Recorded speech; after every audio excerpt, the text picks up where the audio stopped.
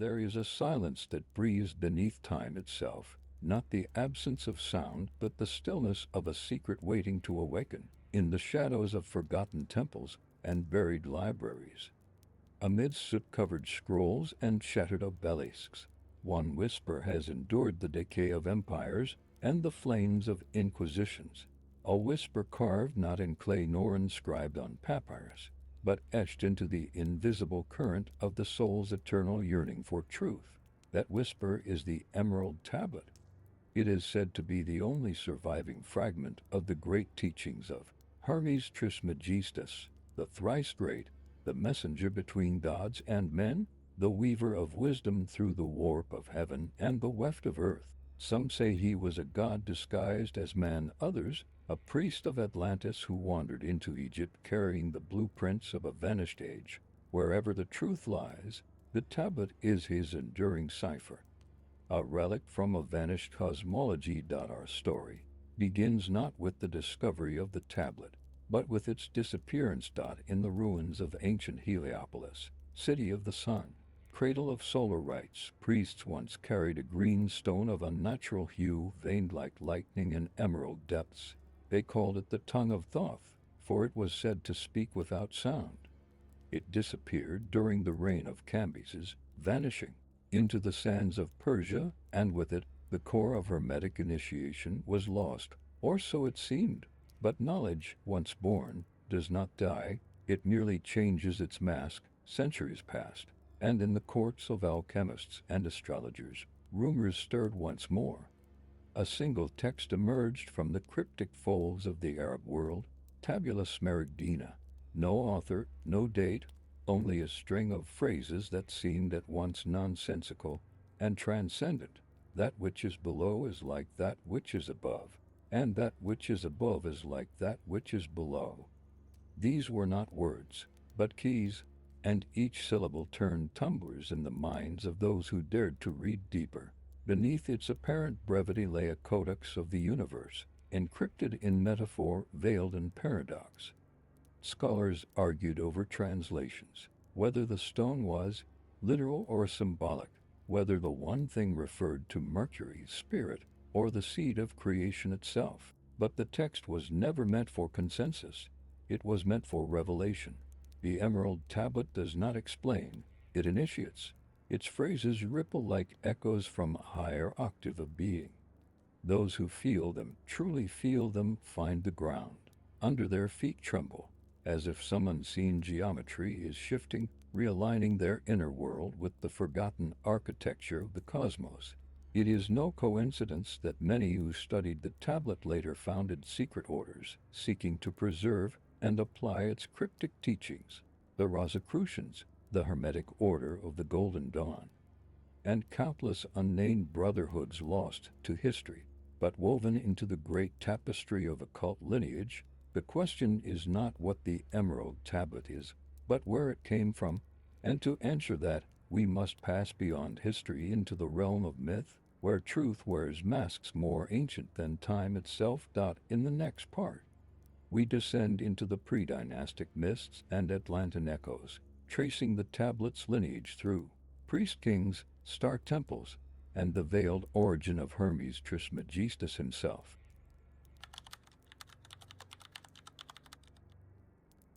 Long before pyramids pierced the horizon of the Nile, before cuneiform sang its first symbols across Mesopotamian clay, there was a memory older than stone, older than stars charted by human hand, a memory of a civilization lost beneath waves and silence. Atlantis, a name now reduced to allegory, yet still murmured in the margins of forbidden texts and etched in the genetic dreaming of the soul. It is here, in the drowning light of that vanished world, that we find the first glimmer of the Emerald Tablet. The Atlanteans, if the priesthoods of Egypt are to be believed, were not mere architects or navigators, but custodians of divine laws, cosmocrats, who mapped not only the heavens, but the inner structure of matter and spirit. They worked with sacred resonance, manipulating ether and essence as effortlessly as we now manipulate electricity. Their temples were harmonic machines, their priests geomancers of reality.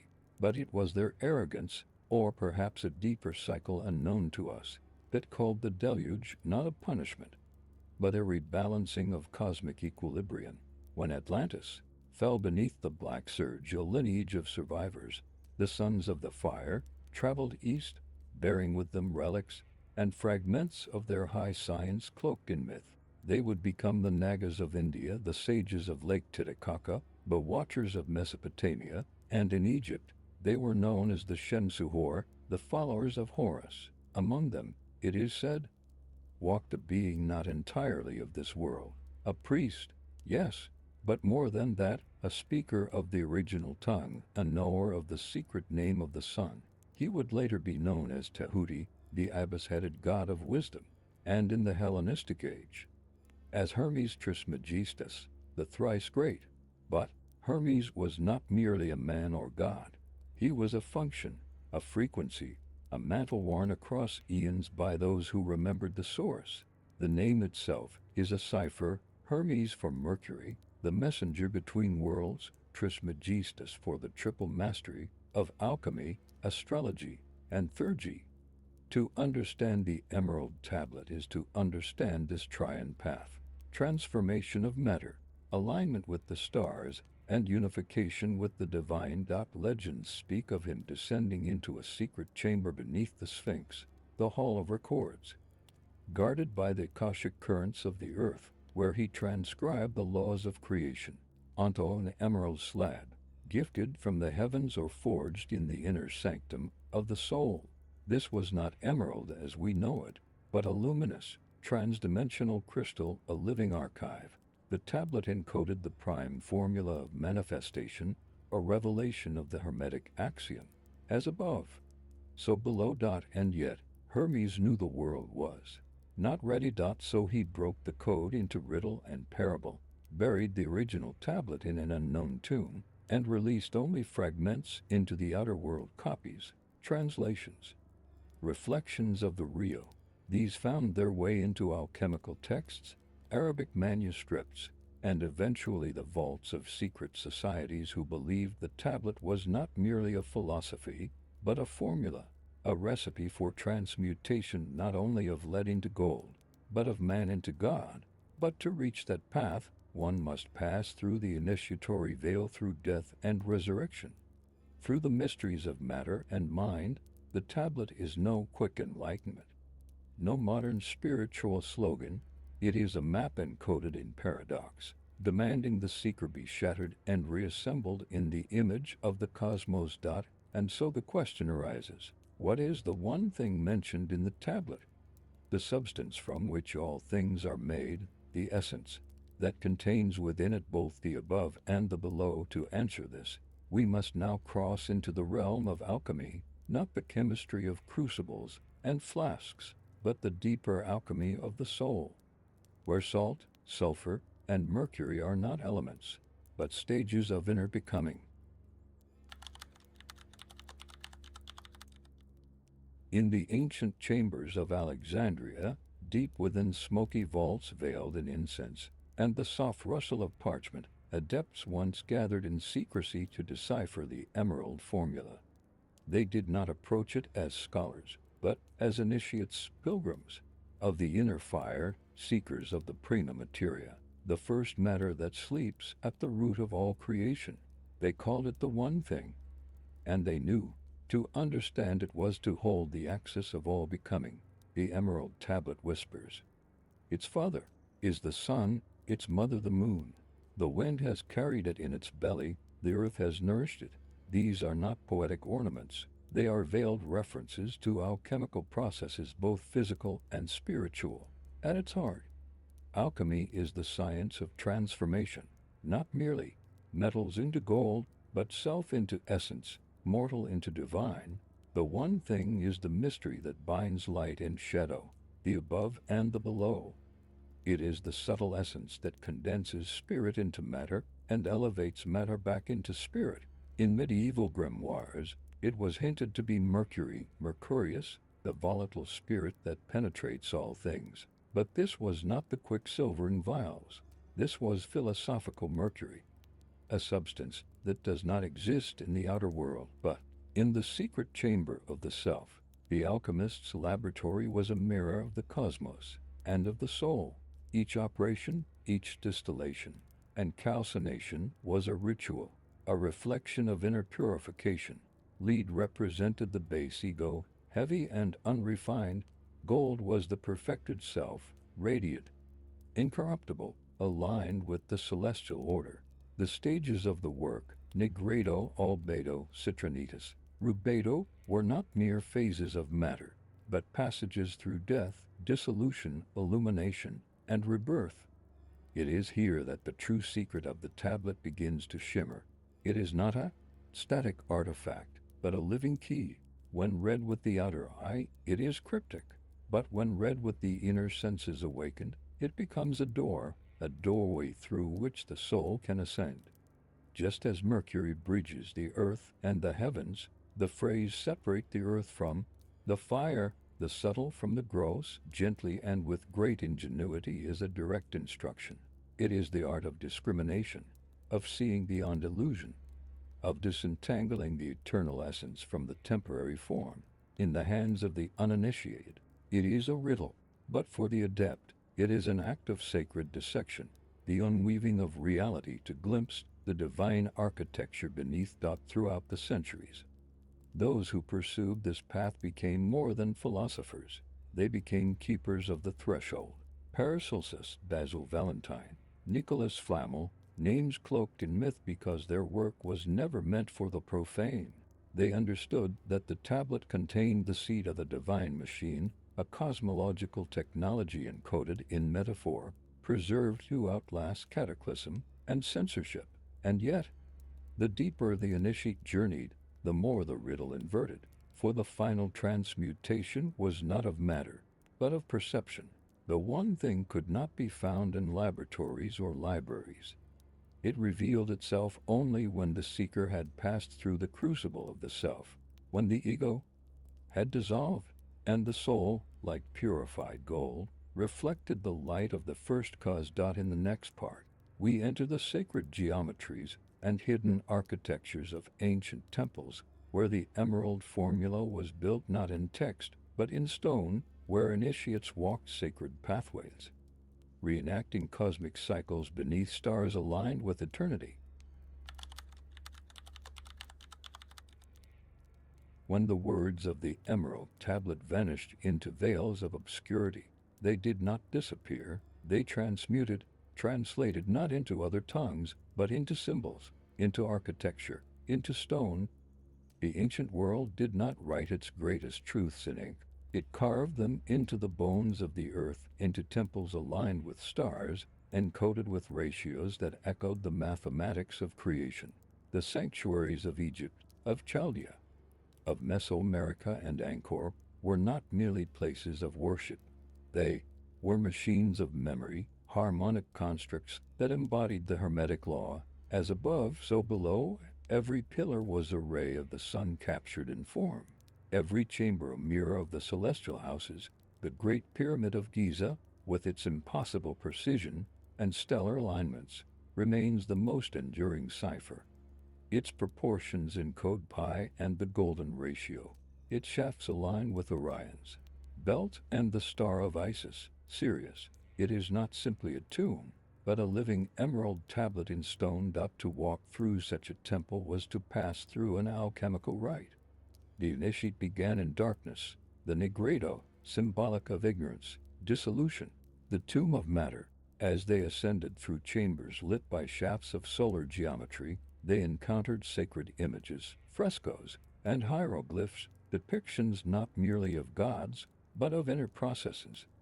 Osiris dismembered and reborn, Isis weeping at the shattered form of divine order, Horus, the eye of celestial balance, emerging from the womb of chaos. These were not myths.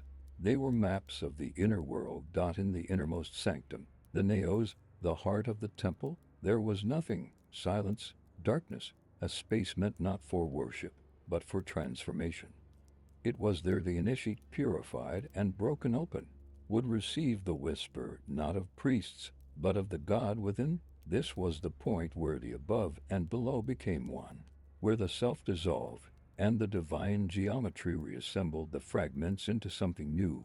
Across continents, the same pattern emerges. The Mayan temple of Kukulkan in Chichen Itza casts the shadow of a serpent descending on the equinox, merging solar light with serpentine wisdom. At Angkor Wat, the entire temple complex functions as a cosmic calendar, mapping the precession of the equinoxes and the movement of the heavens over thousands of years. In each of these, the core idea, repatis, divinity is structure, and structure is memory. The builders of these temples were not engineers in the modern sense. They were mystics of number, visionaries of resonance. Their blueprints were drawn from the same principles expressed in the Emerald Tablet, the unity of spirit and matter, the reflective nature of creation, the possibility of transformation through alignment. Even the positioning of cities, ley lines, and temple networks hints at a deeper knowledge, a planetary grid designed not for politics, but for harmonic attunement. The Earth, too, was seen as a body, with sacred nodes corresponding to chakras, meridians, and gateways into other realms. The temple was both the body of the earth and the body of the self, but the most sacred geometries are not found in stone, they awaken in the silent eye of the one who sees. The alchemist eventually realizes that all these temples, all these monuments and symbols, point inward, that the true Emerald Tablet is not held in hand, but inscribed upon the soul before birth, waiting to be remembered. And so we approach the liminal veil, where symbol becomes spirit, where myth gives way to direct gnosis. In the next part, we journey into the mystical orders and hidden lineages who guarded the tablet's secret, and uncover how its message has survived through cryptic doctrines, forbidden manuscripts, and the inner circle of adepts across millennia. When the world turned from the temples and the stars, when empires crumbled and dust swallowed sanctuaries, the Emerald Tablet did not vanish, it retreated into shadows, into secrecy, preserved not by chance, but by intention, protected by those who understood its power, and who knew the world was not yet ready to bear its full light. These were the keepers of the green flame, adepts, mystics, and initiates who did not seek fame, but preservation, lineages born of silence, orders, masked in symbol and story. In Alexandria, beneath the great library before its destruction, fragments of Hermetic texts were copied by candlelight and hidden in clay vessels, some of which would surface centuries later in Nag Hammadi. Among them, the Corpus Hermeticum, echoing the voice of Hermes Trismegistus like a ghost in the catacombs of time. The tablet's wisdom found new life in the secretive folds of the Arab world. Translated into Arabic by sages like Belinus Apollonius of Chana, it became the nucleus of Islamic alchemical thought. Woven into the works of Jabir ibn Hayyan and others who saw in its lines not metaphor, but cosmological formula. From there, it flowed westward, encrypted into Latin manuscripts passed among the shadowed corners of monasteries and esoteric circles. In the medieval world, it became a seed for transformation, not in public discourse, but in alchemical laboratories, tucked into the margins of grimoires and whispered through initiatory rites. The Rosicrucians saw in it the key to spiritual regeneration. The alchemists of Prague, Florence, and Toledo built entire cosmologies around its phrases. Even Isaac Newton, father of modern science, translated the Emerald Tablet in his own hand, convinced it contained the primal architecture of nature itself. But these were not merely scholars, they were guardians, and among them, the deeper code endured. For the true secret of the tablet could not be copied, it could only be transmitted soul to soul, eye to eye, through resonance. In the same way a tuning fork awakens another across silence, the orders of the rose, the cross, the compass, and the hour less organizations than conduits. The tablet, as they knew it, was a living intelligence, a logos, the seed of universal mind, even in the face of persecution by the Inquisition. by monarchs who feared the rise of inner sovereignty. The adepts protected the flame. Sometimes they cloaked it in Christian mysticism, sometimes in Judaic Kabbalah, sometimes in the veils of Islamic Sufism. But always the essence remained the same, that within each human being lies the stone, dark, inert, and hidden, waiting to be awakened through the great work. The tablet taught that the process of divine realization was not given, but earned, that the initiate must die symbolically to the false self, pass through the interior abyss, and emerge transformed, as did Osiris, as did Christ, as did every mythical redeemer before and after. In every era, the tablet returned under different masks, as Grail myth, as Kabbalistic tree, as Tantric diagram, as tarot archetype, but behind each was the same eternal law. And yet, there is a reason why its full understanding remains elusive. The tablet is not meant to be read, but activated. It is a mirror that only reflects truth to the degree one has unveiled their own. Now, as we near the final veil, we must return to the words themselves, not as observers, but as seekers. For only by entering the riddle, living its paradox, breathing its flame, can one receive its gift. In the final part, we stand before the tablet's mystery unveiled and ask the ultimate question: what is it calling us to become?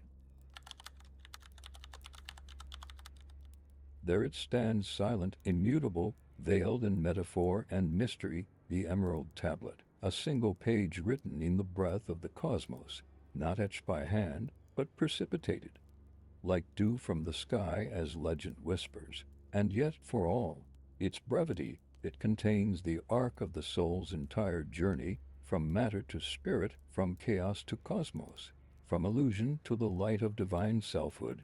Its words return to us now like echoes remembered from a dream before birth. It is true without falsehood, certain and most true. That which is below is like that which is above, and that which is above is like that which is below. The initiate, standing before the tablet, whether carved in stone or illuminated within, does not find answers. They find alignment. The tablet does not teach, it resonates. Like a tuning fork awakening forgotten frequencies within the inner sanctum of the seeker's soul, every line becomes a stage, a veil to pass through, a reflection of the initiate's own transmutation. And as all things were made from the One by the mediation of the One, the prima materia exists not in the stars nor in the dust, but in the still point within, that which holds all dualities in balance, male and female, light and shadow, above and below. Tablet is a mirror, and when one dares to look into it with unveiled eyes, what they see is not a formula, but themselves, stripped of pretense, trembling with the truth of their own divinity. And so we come to the phrase that has confounded scholars, inspired mystics, and initiated countless alchemists into silence. Its power is complete if it is turned into earth. What does it mean? To bring the above into the below, to turn divine truth into embodied presence. It means to live the great work, to become the stone, to carry the fire of the sun in the humble vessel of the flesh, to transmute not only metals but mind, emotion, will, to become a living tablet reflecting the order of the cosmos through the harmony of one's being. This is not a metaphor. To those who have seen, who have tasted the green fire that flows through ley lines and soul lines alike, the tablet is a living force, a transmitter of the primordial design. It is not ancient, it is eternal. It did not originate in Egypt, or Sumer, or Atlantis. It was born when consciousness first stepped into form and asked, "What am I?" And so it speaks, still not from museum cases or manuscripts, but in dreams, in visions, in the sudden clarity that pierces between thoughts. The final words seal the initiatory current. Therefore I am called Hermes Trismegistus, having the three parts of the philosophy of the whole world.